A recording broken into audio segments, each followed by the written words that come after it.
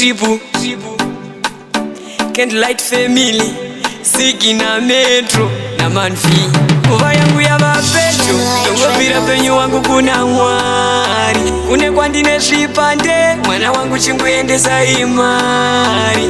Usandipe mhosva yekuti nindakusiya chiripwere. Ziva nguva nemukana zvese zviri mumaoko aMwari. Ndave kuda kuzorora endesiya baba wako ndachembera. Ndakaenda kusira zita rangu rishandise sezvikoniwa. Ndave kuda kuzorora endesiya baba wako ndachembera. Ndakaenda kusira zita rangu rishandise sezvikoniwa. Ndinoziva ndakaita zvakanaka nezvakashata imo mukurarama kwako. Asi usandigaire hora mwanangu, ziva ndiri baba vako. Chandinokukumbira usare zvakanaka iwe naamai vako. Ugovachengeta zvavakakuita mukurarama kwako. Ndave kuda kuzorora endesiya baba wako ndachembera. Ndakaenda kusira zita rangu rishandise sezvikoniwa. Ndave kuda kuzorora endesiya baba wako ndachembera. Ndakaenda kusira zita rangu rishandise sezvikoniwa. Nguva yangu yava pedyo ndongopira penyu wangu kuna Mwari. Kune kwandine zvipande mwana wangu chingoendesa imari.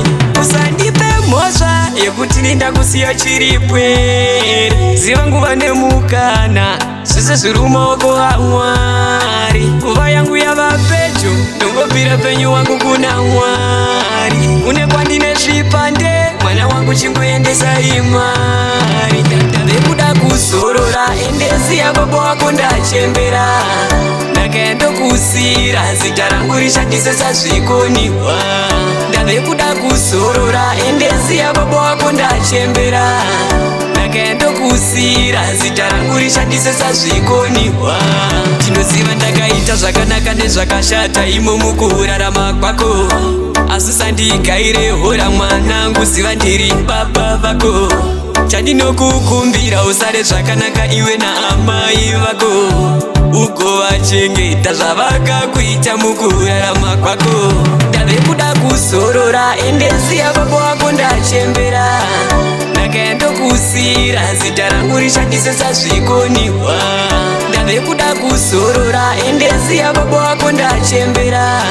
Ndakaenda kusira zita rangu rishandise sezvikoniwa.